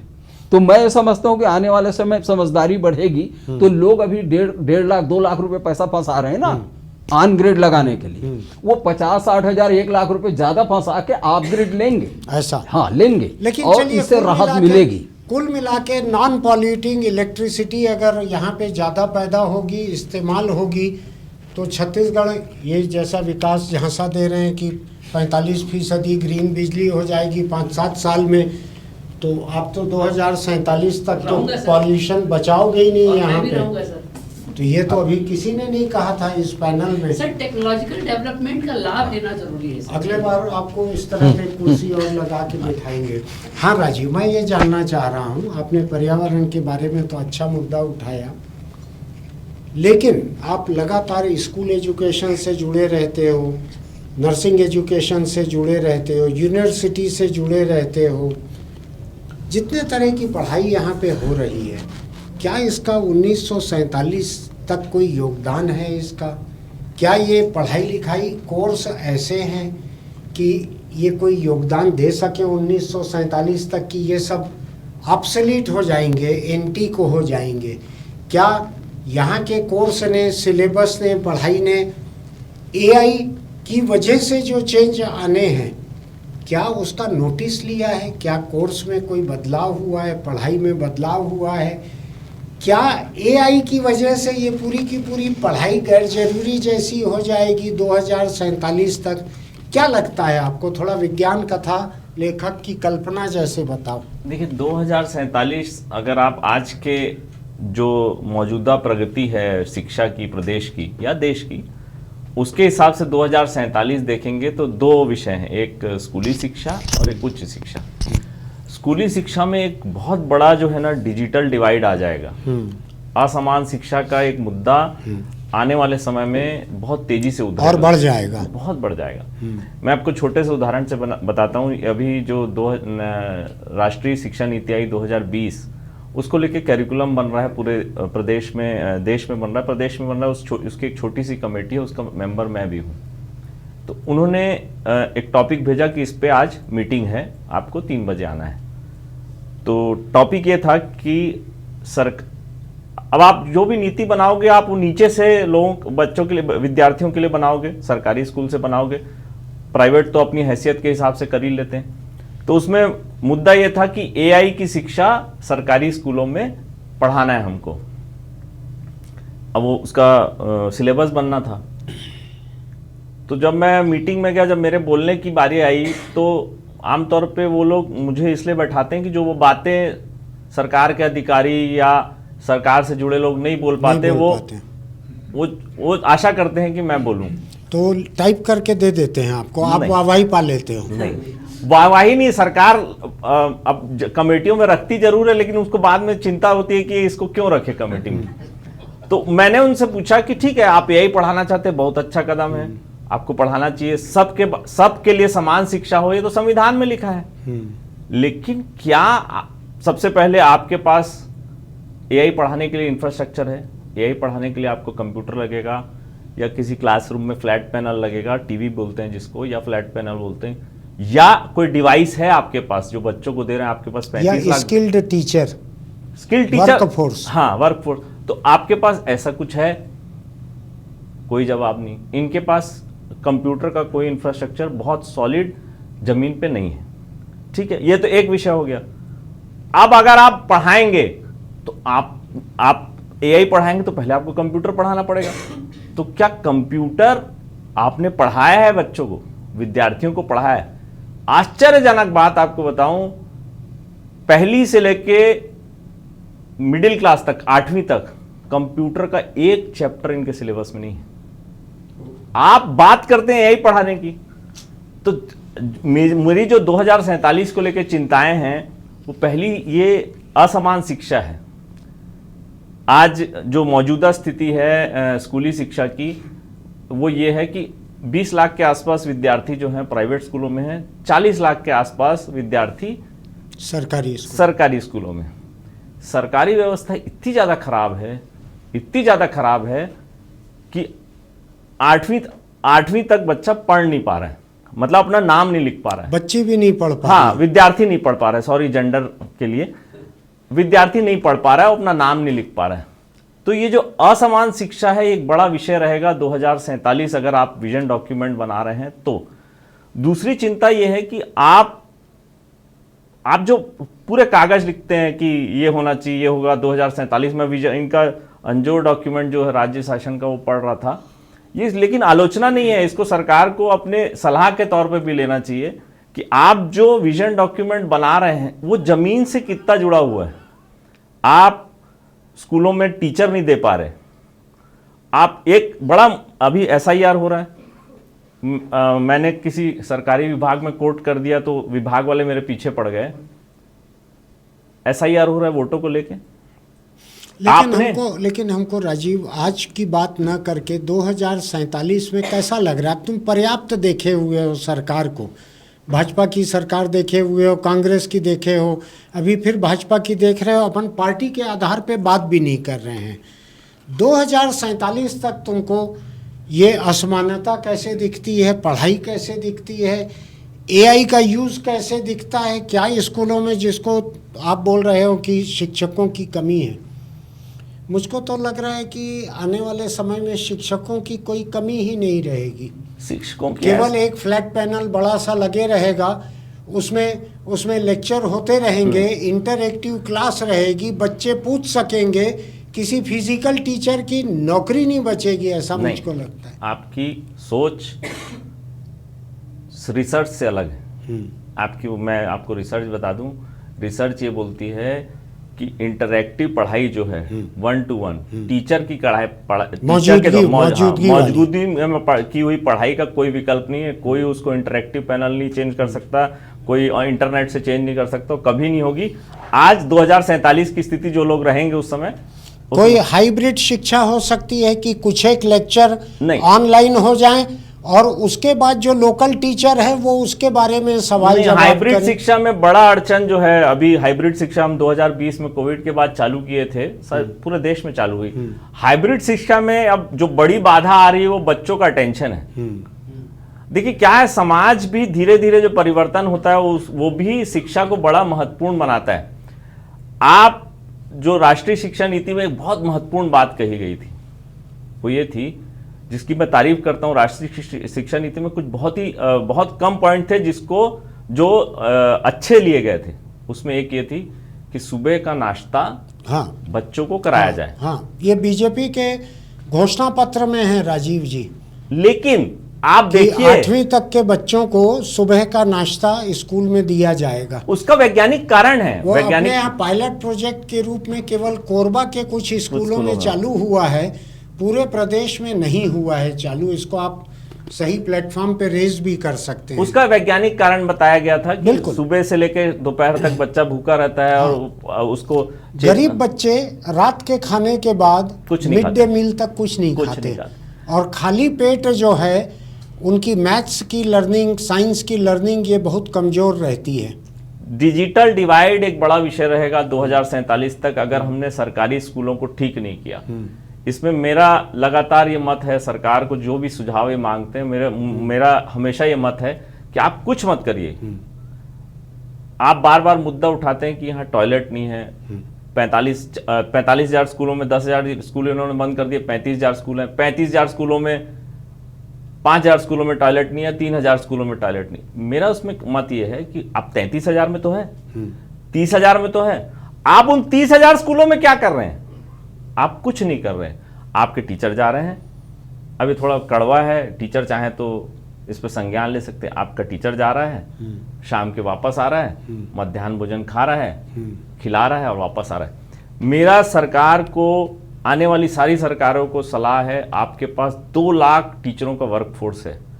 आप जिस दिन ठान लेंगे, यहाँ का सचिव, यहाँ का स्कूल शिक्षा सचिव, यहाँ का मंत्री जिस दिन ठान लेगा मुझे स्कूली शिक्षा ठीक करनी, मैं आज दावे के साथ बोलता हूं, अगर 6 महीने में स्कूली शिक्षा ठीक नहीं हो गई तो इनको पूरा काम, सारे निर्माण सब छोड़ के ये टीचरों के पे काम करना चाहिए। 2047 में मैं बता रहा हूं, मेरे को बहुत आशा है कि सरकारी शिक्षा ठीक करनी जरूरी है, प्राइवेट की शिक्षा में कोई दिक्कत नहीं। दूसरा विषय उच्च शिक्षा का। उच्च शिक्षा अनटच्ड जो सब्जेक्ट हैं, जैसे पर्यावरण, उच्च शिक्षा भी उसी में से एक सब्जेक्ट है। आप इनके राज्य सरकार का जो अंजोर डॉक्यूमेंट पढ़ेंगे, उसमें उच्च शिक्षा में सबसे पहला पॉइंट है, हम 4200 टीचरों की भर्ती करेंगे। वो तो अभी का है, अगले 1-2 साल के भीतर ये 2047 का है। मैं दावे से बता रहा हूं, मैं पूरा अंजोर डॉक्यूमेंट प्रिंट आउट लाया आपके स्क्रीन में ऐसे पलटा के आपको दिखा दूं। उच्च शिक्षा में इनके पास कोई नीति नहीं, इनका कोई विजन नहीं। उच्च शिक्षा की हालत बहुत ज्यादा खराब होने वाली है। लेकिन अपन बात अंजोर डॉक्यूमेंट से परे भी कर रहे हैं। अपन आज की सरकार तक सीमित नहीं है। ये दो अंजोर डॉक्यूमेंट जो है 2047 का ही है। 2047 तक 4.5 सरकार आके चली जाएगी, 4 तो कम से कम और आई। तो फिर इसमें मेरा उच्च शिक्षा को लेकर एडिशन ये है कि अगर सरकारों ने उच्च शिक्षा के बारे में नहीं सोचा, उसमें पैसा खर्चा नहीं किया, तो उच्च शिक्षा सामान्य मध्यम वर्गीय परिवार के भी बूते के बाहर हो जाएगी, पहुंच के बाहर हो जाएगी। इसलिए हो जाएगी कि कोई भी सरकार उच्च शिक्षा पे बिल्कुल पैसा नहीं खर्चा कर रही है।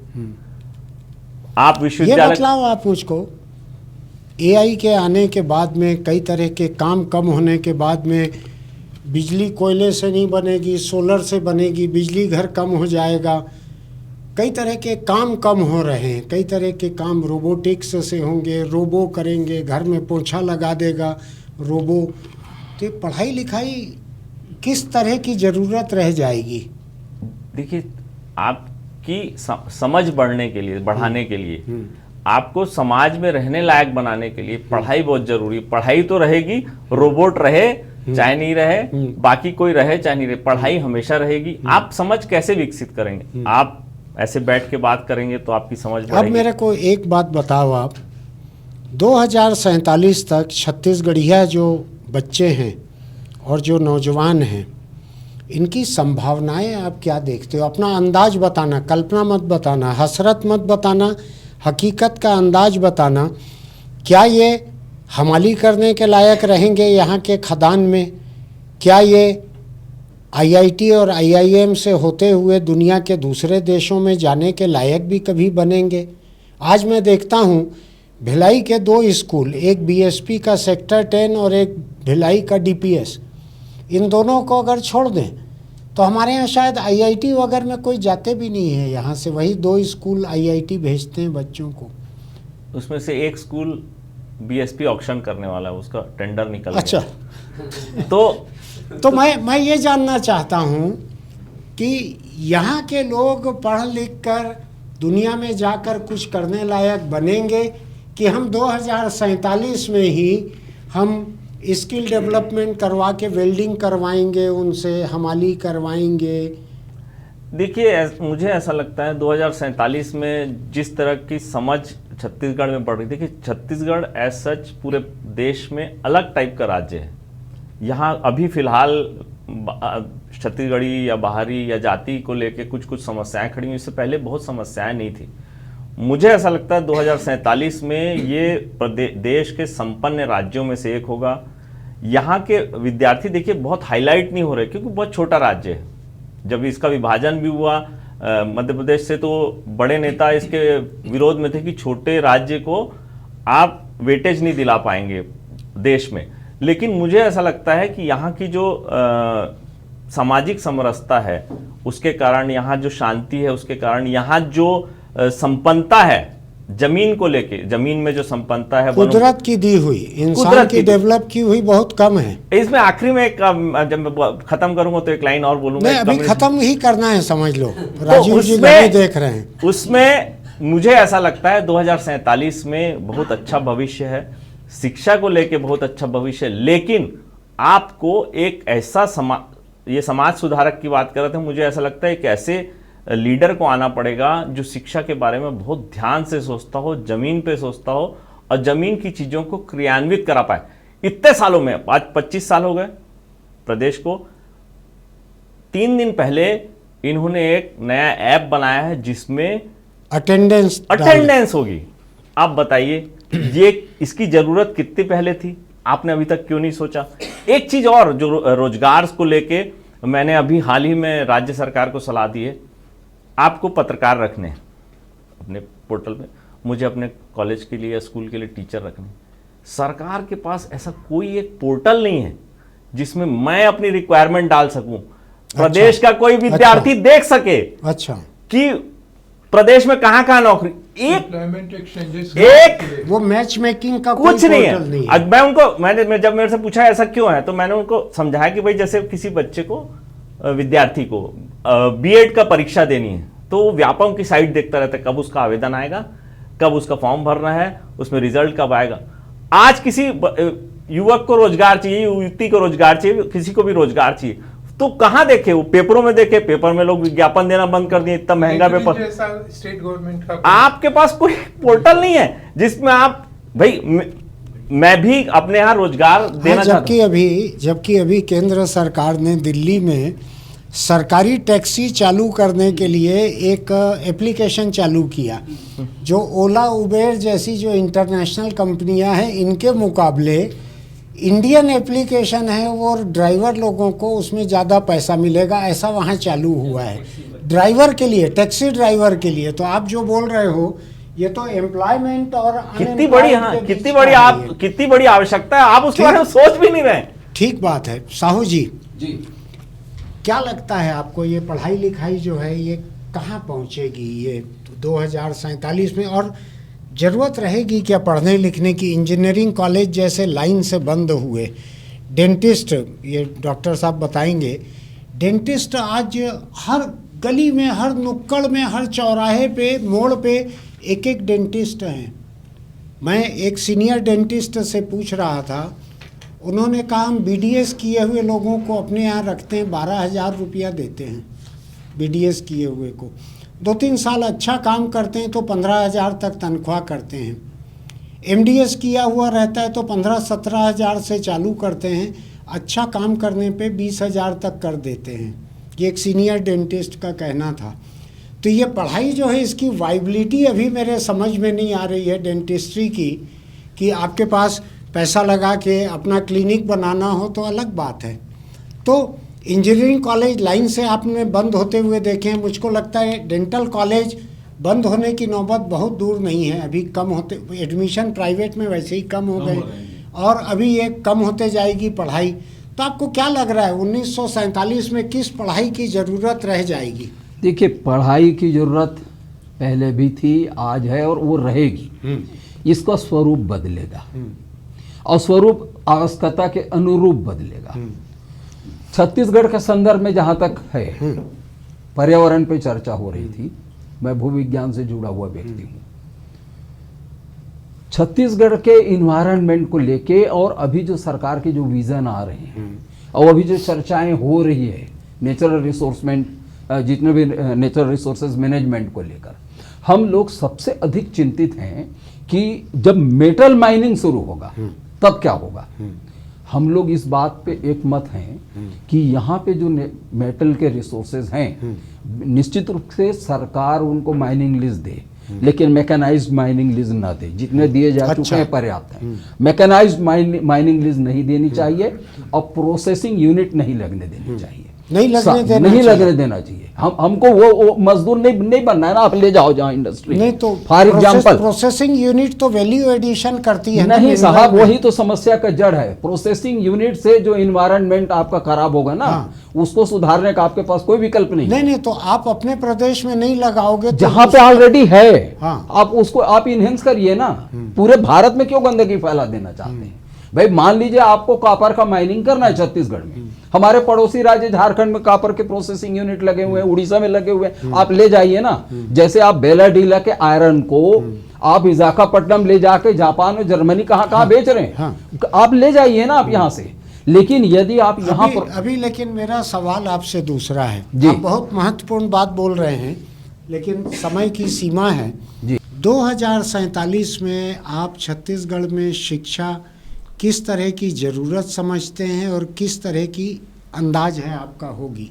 हम तो समाज उन्मुखी शिक्षा की जरूरत महसूस करते हैं और उस दिशा में यहाँ के लोगों की चिंता है।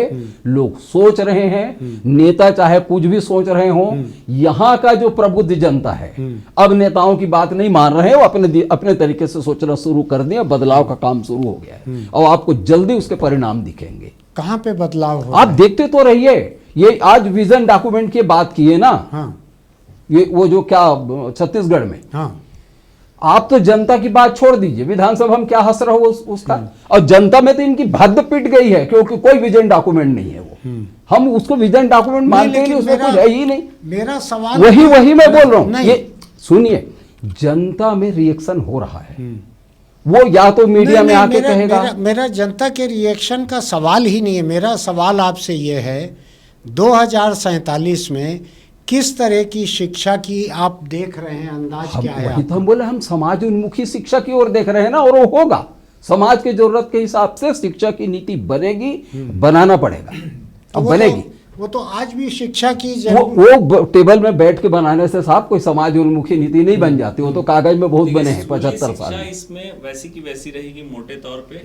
हायर एजुकेशन में बदलाव होगा, हायर एजुकेशन में बदलाव होगा, रोजगार की तरफ इंक्लाइंड होगी शिक्षा धीरे धीरे। क्योंकि आप जो ड्रॉप आउट देख रहे हैं आप, उसका बड़ा कारण रोजगार या पैसे आगे जाके कोई कैरियर का मिल पाना नहीं है। तो उच्च शिक्षा ना धीरे धीरे टिल्ट होगी रोजगार की तरफ। स्कूली शिक्षा मोटे तौर पे ऐसे ही रहेगी, कुछ उसमें डिजिटल अवतार आएंगे, डिजिटल आप और चीजें देखेंगे। लेकिन जो मोटी मोटी स्कूली शिक्षा वैसी रहेगी, वैसे ही टीचर पढ़ाएगा, वही क्लासरूम रहेंगे, आगे भी ऐसे ही रहेंगे। लेकिन उच्च शिक्षा प्राइवेटाइज हो जाएगी 90%। अभी हम 70-30 पे हैं, 70 प्राइवेट है, 30 सरकारी है। अब आगे जाके और 2047 तक 90-95% पहुंच जाएंगे और 5% वो लोग रहेंगे जो सरकारी कॉलेजों में पढ़ेंगे, सरकारी यूनिवर्सिटीज में पढ़ेंगे, बाकी सारे प्राइवेट में। 70-30 अभी है हम आज की तारीख में। 70 प्राइवेट कॉलेज में है, 30% गवर्नमेंट है। सरकार खर्चा नहीं कर रही ना, तो कहां से आप कॉलेज नहीं खोलोगे, यूनिवर्सिटी नहीं खोलोगे, कॉलेज खोलोगे तो सिर्फ राजीव जी, आज की आखिरी बात आपसे शुरू किया था, आप पे ख़त्म करना चाहता हूं, क्योंकि यहाँ जितने लोग बैठे हैं उसमें सरकार तक आप ही बात पहुंचा सकते हैं। 2047 में आप किस तरह का छत्तीसगढ़ कल्पना कर रहे हैं, कैसा होगा? थोड़ी ठोस कल्पना, बहुत ही देखिए, मैं तो दार्शनिक कल्पना नहीं, ठोस। मैं बहुत सुनहरा भविष्य देख रहा हूँ छत्तीसगढ़ का, हाँ क्योंकि मैं देख रहा हूँ जब छत्तीसगढ़ राज्य बना था तब 3,500 करोड़ का बजट था, अब हाँ। जाके 1.5 लाख करोड़ का हो गया। तो यदि हमने, और कहावत भी है कि पहले का 1 लाख रुपए कमाना बहुत मुश्किल है, उसके बाद 1 करोड़ रुपए कमाना ज़्यादा मुश्किल नहीं है। वही है, अब हम लोग इस मुकाम पर पहुंच चुके हैं कि अब छत्तीसगढ़ को ग्रोथ बहुत मोड तीव्र में गति आ से- गया है बहुत स्टेट। तीव्र गति से आगे लेके जा रहे हैं, और सवाल ही नहीं है किसी भी बात का। जितना थोड़ा बहुत यहाँ से लोग बाहर जाते हैं काम करने के लिए, उनका भी पलायन रुके, यहीं पर काम करें, अच्छी शिक्षा मिले। टेक्निकल कॉलेजेस के लिए भी हमने उसको भी उद्योग नीति में ले लिया है। लेकिन 25 साल तो राज्य बने हो गए हैं राजीव जी, जिसमें 17 साल आपकी पार्टी की सरकार तो के हो हमको- गए हैं। लोगों का बाहर जाना अभी तक कम मैंने क्यों नहीं हो प्रारंभ रहा है? में बोला- कल केरल में छत्तीसगढ़ का एक मजदूर पीट पीट के मार डाला गया। मैंने प्रारंभ में आपको बोला था कि जब छत्तीसगढ़ राज्य बना था तब 1-1 फीट के गड्ढे थे और 3,500 करोड़ का बजट था। और उस समय आपने देखा था जैसी खेती का सीजन समाप्त होता था, सारी गाड़ियां, सारी बसें, सब लोग फुल रहती थी और पूरा पलायन होता था। लेकिन आज स्थिति वो नहीं है।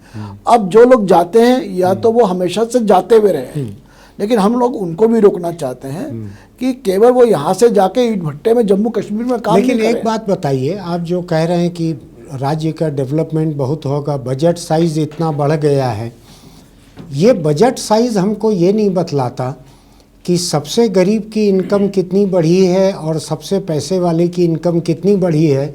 हिंदुस्तान में लगातार इकोनॉमिक डिस्पेरिटी बढ़ते चल रही है, असमानता बहुत बढ़ते चल रही है।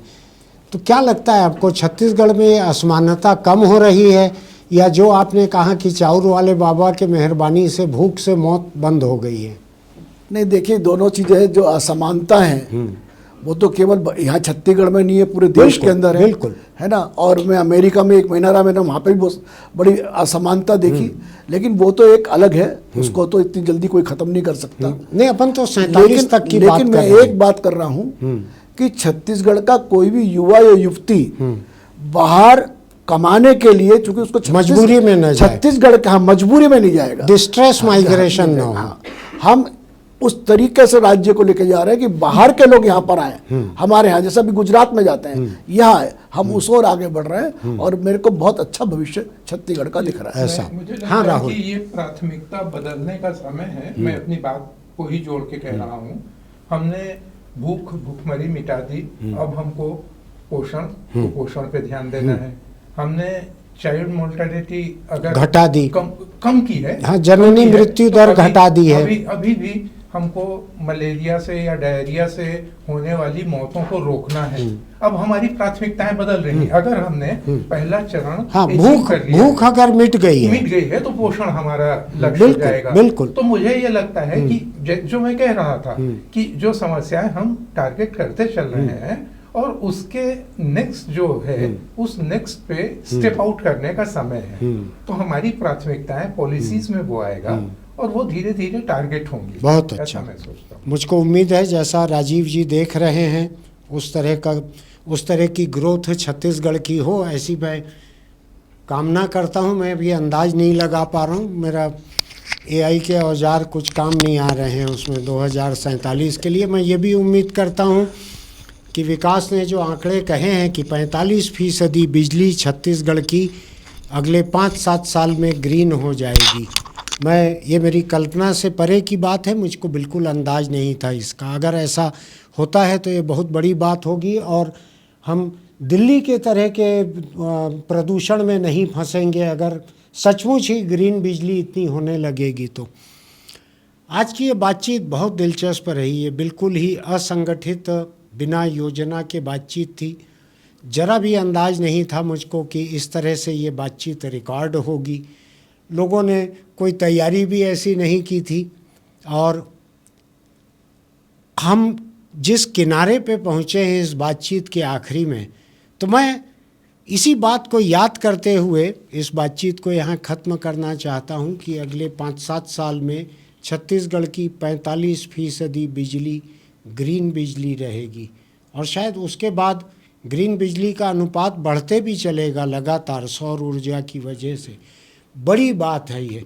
बाकी आपने सुना कुछ लोगों की आशंकाएं हैं, कुछ को आज खतरे दिख रहे हैं, कुछ को आगे के लिए भविष्य अच्छा दिख रहा है। राजीव जी चूँकि उद्योग के सबसे बड़े संगठन CSIDC के मुखिया हैं, उसके चेयरमैन हैं, तो जाहिर तौर पे उनको उद्योगों का, औद्योगिक विकास का, आर्थिक विकास का इसका अंदाज बाकी लोगों के मुकाबले थोड़ा ज़्यादा होगा। जितने लोग यहाँ पे आए और जितने लोग इसको देख रहे हैं उन सबको मेरा बहुत शुक्रिया, और हम ऐसे किसी आयोजन में फिर किसी गंभीर मुद्दे को लेकर मिलेंगे। मुर्गा लड़ाई वगैरह करवाने में हमारी दिलचस्पी नहीं रहती, इसलिए हम एक गंभीर बातचीत में सब लोगों को धन्यवाद देते हुए इसको समाप्त करते हैं। फिर मिलेंगे।